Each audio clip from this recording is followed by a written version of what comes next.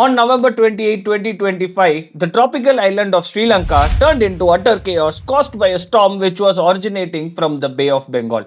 This is the story of Cyclone Ditwah. Trees have been uprooted, roofs of houses have been removed, and this storm is now heading towards India and especially into the state of Tamil Nadu. In today's video, let's dissect the science behind this storm, actually what happened and how this storm is producing winds of up to 80 kilometers per hour and how people are going to be affected and what are the relief measures which are being put in place. Every cyclone does not begin with a roar but with a whisper. There are certain key components which are needed for a cyclone to form.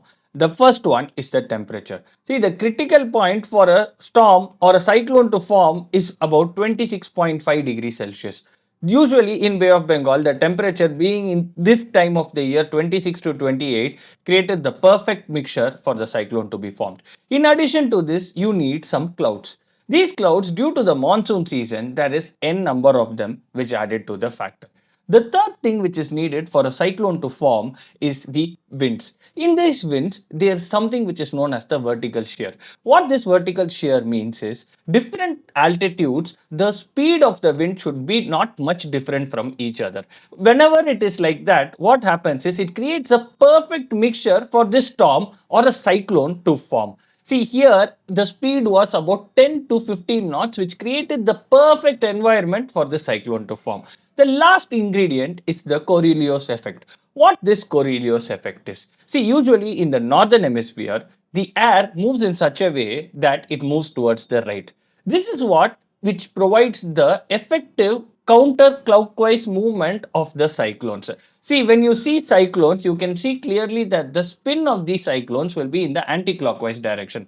That is mainly because of the Earth's rotation, the air moving towards the right, and that creates this cyclone to move towards the right such that a cyclone is formed. Without this Coriolis effect, all this storm will not happen and it will only be like a bunch of clouds and the storm will never happen. So we have four ingredients in place here. One is the temperature, second is the availability of monsoon clouds, which is abundant at this time of the year.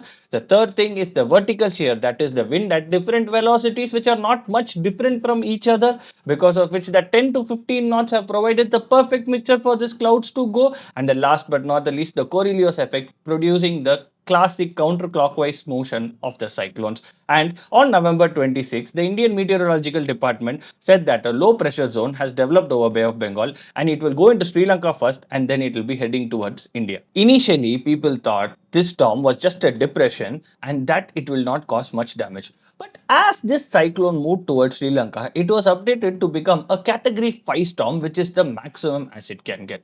As it crossed the coast of Sri Lanka, we could see that it had winds of about 90 miles per hour and around 155 people have lost their lives and 191 people are reported missing, most probably stuck in the mud or anywhere.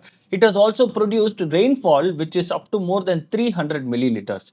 Now, we can see that this storm, once it entered into Sri Lanka, it turned and it entered into the coast of India. And red alert has been issued along the coast of Tamil Nadu and Pondicherry. In Sri Lanka, the situation was very worse. People lost their houses also, because of which we could see videos of people housing themselves in cricket stadiums to protect themselves from the storm. Right now, this storm is crossing over Tamil Nadu and this storm is causing much destruction, but appropriate actions have been taken. See, a storm is like a giant fish in the ocean and it requires this warm ocean water as its fuel. But as this storm reaches the land, it loses its main feeder, that is this warm ocean water. Once that is not there, this storm will actually dissipate. Meteorologists are saying that it will take about December 1. Around that time, this storm will actually lose all its energy and it will not cause any more destruction.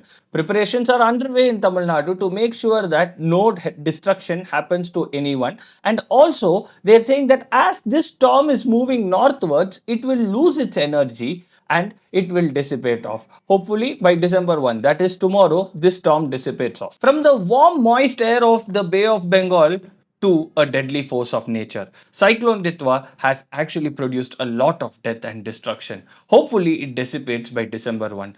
We can see that many times nature makes us humble. See, a gentle combination of warm ocean currents, appropriate temperature, as well as a certain amount of clouds, as well as this vertical shear and the Coriolis effect. It creates a cyclone which can go up to category 5 and cause this much death and destruction.